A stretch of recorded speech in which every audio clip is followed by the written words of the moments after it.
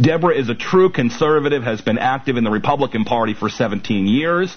She's been married to her husband now for 26 years. They have homeschooled and raised their children into responsible adults. She is currently the Wharton County Republican Party chair. She's also the Campaign for Liberty Texas state coordinator.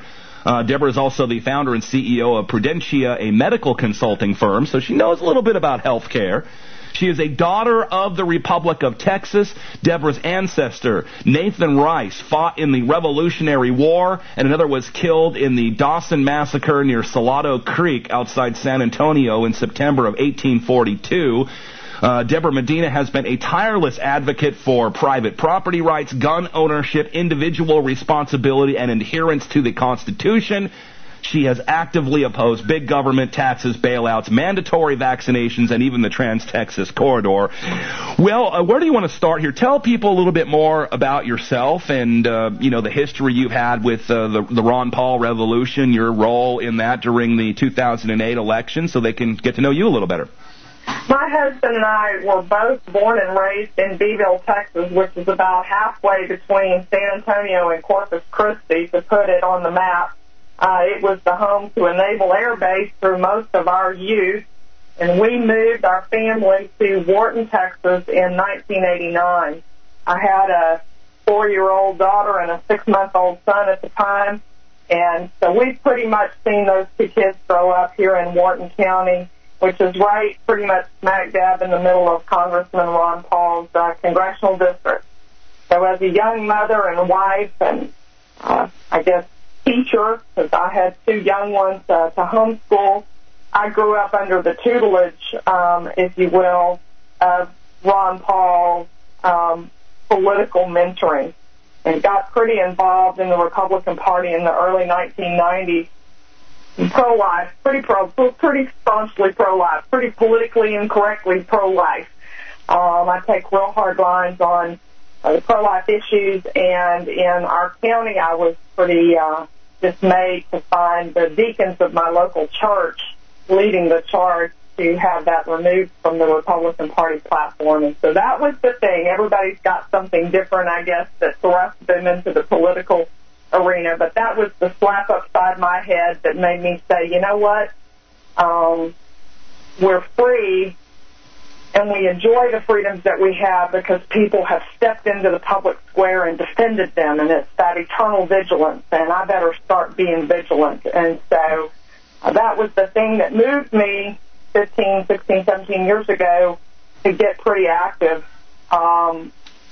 But it's certainly not been the only thing I've been concerned about, and so I see us having lots of problems with our current leadership. And I was talking to a lady earlier today who said, gosh, there's just such a lack of understanding and a divide. And I said, let me reassure you, there is no divide amongst the grassroots of Texas. People that are out here earning a living every day understand the proper role of government.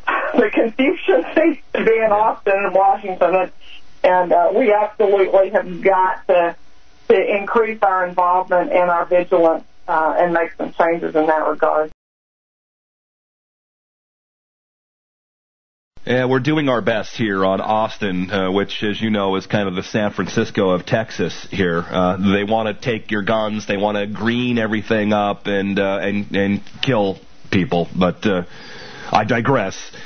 Rick Perry recently came out and joined these tea parties, which, as you know, were started during the Ron Paul Revolution, and it seemed almost somewhat usurped by the phony Republicans.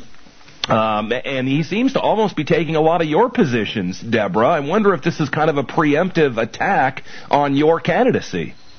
Well, I think there's no question that Rick is a consummate campaigner. He's very good. He's very charismatic, kind of, silver-tongued.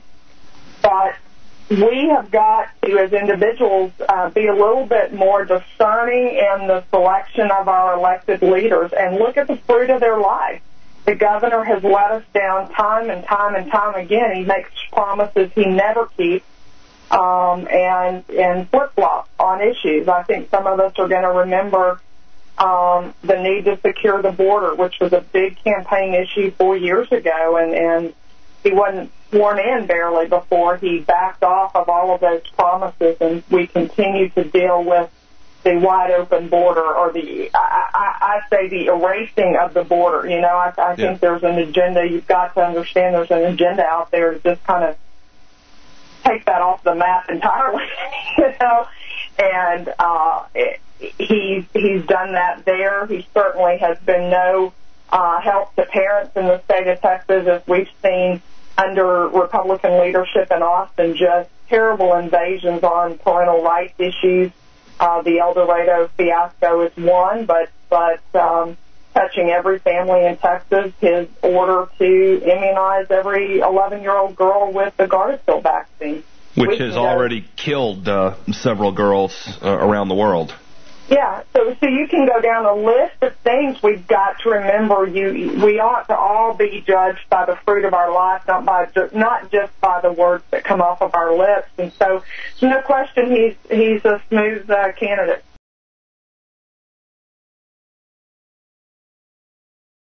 You know, and I think the question, the essence of the question I'm asking you, Deborah, is, doesn't it seem that more Texans are siding with you and me than the political establishment, which is why now he's got to go with the political wind, which is kind of libertarianism, which is, you know, smaller government, get out of our lives, get out of our bedrooms. You know, these are all the things you stand for, the things that I see everyday Texans and everyday people around this country waking up to. Now, you may not see that in Austin and maybe in some of the bigger cities and some of the more liberal circles where they're heavily on that Kool-Aid, but it seems that Perry kind of picked up on something, and this is why he tried to, you know, take over or be the face of these Tea Parties, which is why he got all over the national news talking about state sovereignty issues. These are things, of course, that Ron Paul has talked about for quite some time. It's a little bit too late, though, isn't it, after we look at his track record over these last 8 to 10 years?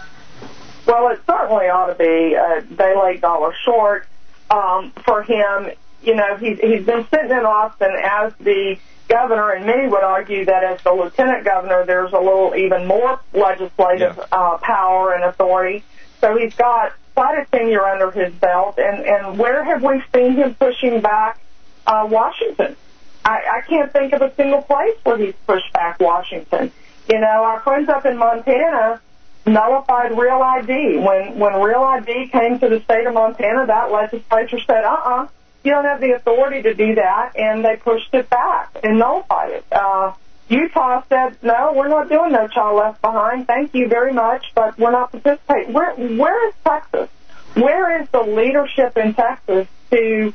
If he had that belief, it's almost as though he read the Bill of Rights yesterday and went, oh my gosh, there's this, look, down here after number 9, there's a number 10, and where's that been? It's been there for 200 years. Well,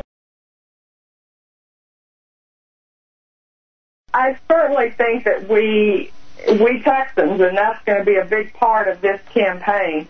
This is not an establishment campaign. It is not a structured campaign. It's going to be about everyday, ordinary Texans standing up and taking the reins of their government firmly in their grip and looking for people who will walk the talk.